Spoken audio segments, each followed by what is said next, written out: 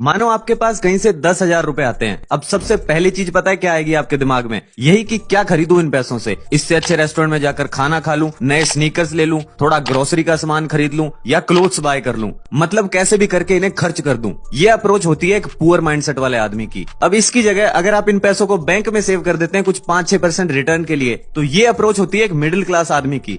Last, अगर आप इन पैसों को स्टॉक मार्केट में लगाते हो और जो रिटर्न मिलता है उसे भी री इन्वेस्ट कर देते हो, तो ये अप्रोच होती है एक रिच माइंडसेट वाले आदमी की। बट ये जो तीनों ही माइंडसेट है ये हमारी इनकम पर डिपेंड नहीं करते। आपका इनकम लेवल रिच लोगों के जैसा होने के बावजूद आपकी अप्रोच पुअर माइंडसेट वाले इंसान जैसी हो सकती है। एग्जांपल, आपने माइक टाइसन का नाम सुना होगा, जो सक्सेसफुल बॉक्सर रह चुके हैं। उन्होंने अपने बॉक्सिंग करियर में करीब $300 मिलियन अर्न किए और बावजूद इसके वो बैंकरप्ट हो गए, या कह लो उनका दिवालिया निकल गया, क्योंकि उनका लाइफस्टाइल कुछ ऐसा था कि वो महीने के $4 लाख खर्च कर रहे थे। इतनी अमेरिका में एक डॉक्टर की 2 साल की इनकम होती है। कहने का मतलब हम लोग पैसे को चीजें खरीदने के नजरिए से देखते हैं। और ये सिर्फ माइक टाइसन की बात नहीं है, बहुत सारे एथलीट्स, एक्टर्स, लॉयर्स, डॉक्टर्स ऐसा ही करते हैं। उन्होंने कभी ये सीखा ही नहीं होता कि पैसों के बारे में सोचा कैसे जाता है। तो क्या है सही सोच? ऑथर कहते हैं, stop thinking about what your money can buy and start thinking about what your money can earn. इसीलिए आज की इस वीडियो में हम पैसे से जुड़ी कुछ चीजें ठीक करने वाले हैं, जिसे फॉलो करने से ऑथर कहते हैं सिर्फ 77 डेज में आप फाइनेंशियल स्टेबिलिटी तक पहुंच सकते हैं। ये लेसन्स मैं जोनाथन क्लेमेंट्स की book from here to financial happiness से शेयर करने वाला हूं। तैयार हो? चलो फिर।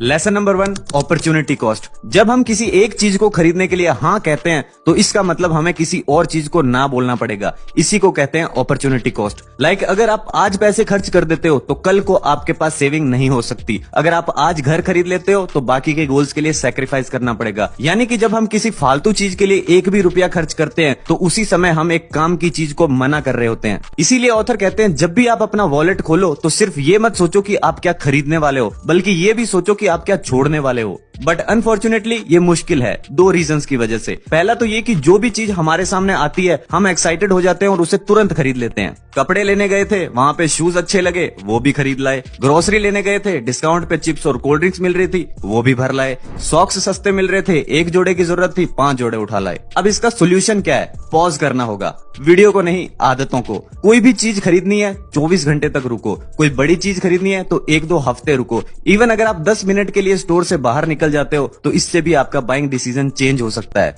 बट इससे भी इजीली प्रॉब्लम सॉल्व होगी नहीं, क्योंकि एक और रीजन भी है जिसे इकोनॉमिक्स में हाइपरबोलिक डिस्काउंटिंग कहते हैं। यानी कि हमें आज जो छोटे छोटे डिस्काउंट्स पे रिवॉर्ड्स मिल रहे हैं वो ज्यादा पसंद है बजाय उस बड़े रिवॉर्ड के जो 1 साल बाद मिलने वाला है, फिर चाहे वो रिवॉर्ड कितना ही बड़ा क्यों ना हो। तो सोल्यूशन क्या है? यही कि हमें प्रेजेंट रिवॉर्ड के साथ फ्यूचर लॉस को भी देखना होगा, क्योंकि हम ह्यूमंस को नुकसान होने से जितना दुख मिलता है, फायदा होने से उतनी खुशी नहीं मिलती। इसीलिए अपॉर्चुनिटी कॉस्ट के बारे में सीखना बहुत जरूरी है। सीखने से याद आया, हम ज्यादातर चीजें अपने एंसेस्टर्स यानी पिछली पीढ़ी के लोगों से सीखते हैं, जो हमारी डेली लाइफ में तो काम आ सकती है बट फाइनेंशियल लाइफ की धज्जियां उड़ा सकती है। कैसे? ऐसे। Lesson number 2, hunting but not gathering. शुरू से ही हम लोगों की आदत बनी हुई है हर वक्त कंज्यूम करने की, और ये जो आदत है कभी भी कुछ भी खाते रहो, ये हमारे एंसेस्टर्स के लिए तो ठीक थी, बट आज के टाइम में हमें ये चीज ओवर ईटिंग और ओवर स्पेंडिंग का शिकार बना सकती है। क्योंकि अब ये पॉसिबल है कि आप अपनी मंथली सैलरी से एक टाइम का खाना खा सकते हो। इवन कुछ लोग तो फूड पर ओवर स्पेंड करके डेट में चले जाते हैं।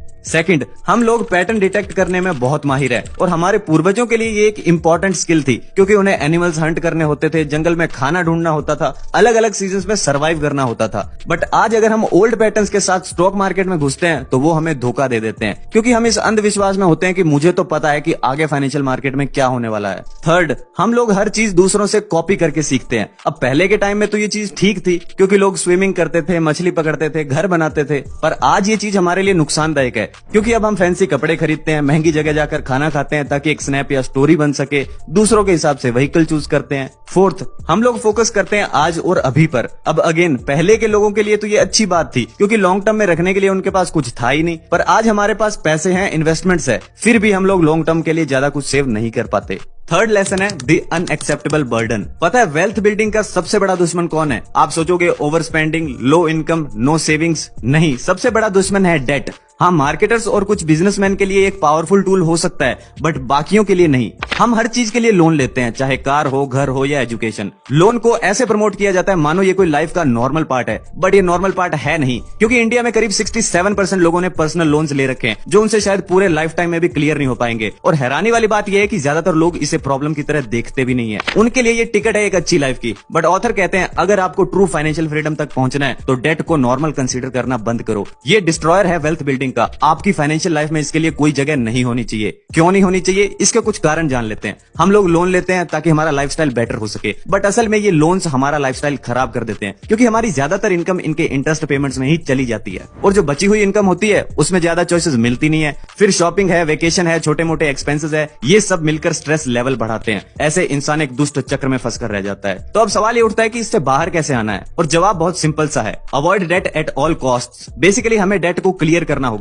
इस सिंपल प्रोसीजर से। सबसे पहले लिस्ट बनाओ सारे डेट्स की, फिर जो भी फालतू खर्चे हैं like outside dinners, pizzas, wines, ये सब बंद करो। फिर डेट को असेंडिंग से डिसेंडिंग ऑर्डर में रैंक करो। अब जिस भी लोन पर सबसे ज्यादा इंटरेस्ट जाता है पहले उसे क्लियर करना शुरू करो, फिर उससे कम इंटरेस्ट वाला डेट पिक करो और उसे भी क्लियर कर दो। अब बहुत लोग कहेंगे कि हमें पहले छोटे डेट को क्लियर करना चाहिए क्योंकि इससे हमें साइकोलॉजिकल बूस्ट मिलता है, बट ऑथर इस स्ट्रेटेजी में बिलीव नहीं करते। उनका कहना है कि नंबर्स पे ध्यान देने से हम ज्यादा जल्दी डेट क्लियर कर सकते हैं as compared to this comfortable psychological strategies. अब आप में से बहुत लोगों ने एक शब्द सुना होगा, गुड डेट, यानी अच्छा कर्ज। अब ये डेट गुड है या नहीं, इससे पहले हमें ये देखना होगा कि ये कितने टाइप्स के होते हैं। तो ऑथर कहते हैं डेट्स बेसिकली 3 टाइप्स के होते हैं, business loan, home loan and education loan. सबसे पहले बिजनेस लोन की बात कर लेते हैं। आपको ये पता होगा कि कुछ बिजनेसेस लोन्स बोरो करते हैं एसेट्स के लिए, इन्वेंटरी के लिए, बिजनेस एक्सपेंशन के लिए, कोई भी रीजन हो सकता है, और अगर वाइजली यूज करो तो ये हमारे बिजनेस को बढ़ा के हाई रिटर्न्स भी दे सकता है। बट फिर भी डेट एक डेंजरस टूल है, इसीलिए नए बिजनेसमैन को इसे अवॉइड करना चाहिए। सेकंड है होम लोन। बहुत सारे लोग होम लोन को गुड डेट समझते हैं, इसीलिए इजीली अवेलेबल लोन्स पर घर खरीद लेते हैं और फिर सालों तक ईएमआई भरते रहते हैं। देखो, अगर आपका गोल फाइनेंशियल इंडिपेंडेंस है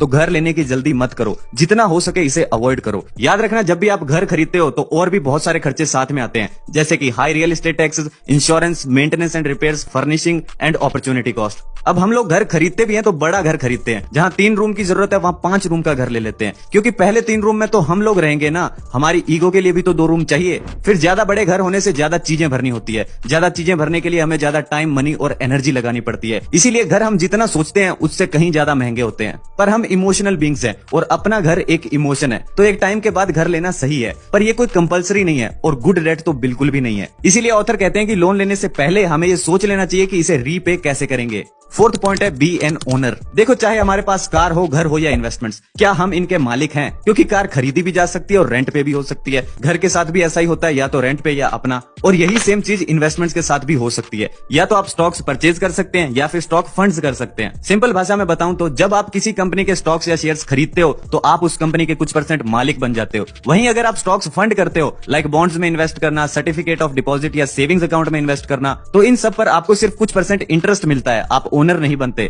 पर ओनर सबको बनना है, तो चलो जान लेते हैं कि कब मालिक बनना सही है और कब नहीं। तो देखो, किसी भी चीज को ओन करने के लिए पहले ये सोच लो कि वो आपको कितने टाइम के लिए चाहिए। लाइक अगर आपको 6 महीने के लिए गाड़ी चाहिए तो रेंट करना ही बेटर ऑप्शन होगा। सिमिलरली अगर आपको किसी घर में 5 साल से कम रहना है तो उसे मत खरीदो, रेंटल प्रॉपर्टी में रहना ही बेटर ऑप्शन होगा। सेम चीज स्टॉक्स पर भी अप्लाई होती है। अगर आपको 5 साल के अंदर अपना पैसा इंटरेस्ट के साथ वापस चाहिए तो फिर नॉर्मल इन्वेस्टमेंट्स ही करो। बट अगर आपके पास टाइम फ्रेम थोड़ा लंबा है तो फिर आपको ओनर बनना चाहिए, क्योंकि जब हम अपना घर ले लेते हैं तो कुछ टाइम बाद ये सेटिस्फेक्शन होता है कि चलो अपना घर तो हुआ। कार्स की बात करें तो आपको पता होगा कि 1-2 साल में इनकी वैल्यू बहुत ज्यादा डेप्रिशिएट हो जाती है। तो जब तक आपको कोई गाड़ी 3-4 साल के लिए नहीं चलानी हो तो नई कार लेने की कोई सेंस नहीं बनती। इसके अलावा जब हम लॉन्ग टर्म इन्वेस्टमेंट के तौर पर स्टॉक्स होल्ड करते हैं तो हमें ये एक रिलीफ रहता है कि ओवरऑल मार्केट तो ऊपर ही जाएगा। इन्वेस्टमेंट से याद आया, मेनली 4 तरह की इन्वेस्टमेंट्स होती है, stocks, bonds, cash investments like saving accounts, और लास्ट है alternative investments like gold and real estate. Stocks और बॉन्ड्स का तो मैंने आपको बता ही दिया कि लॉन्ग टर्म में इनसे फायदा होता है। कैश इन्वेस्टमेंट्स की बात करें तो इनमें रिस्क ना के बराबर होता है, पर रिटर्न कुछ भी नहीं होता, और अगर हम सही से इन्फ्लेशन और टैक्सेस लगाएं तो पता चलेगा कि हम उल्टा अपने पैसे गवा रहे हैं। लास्ट, ऑल्टरनेटिव इन्वेस्टमेंट्स की वैल्यू मोस्टली तब बढ़ती है जब स्टॉक मार्केट नीचे जाता है। तो दोस्तों, ये थी कुछ बातें जो मैंने आपको जोनाथन क्लेमेंट्स की book from here to financial happiness से बताई।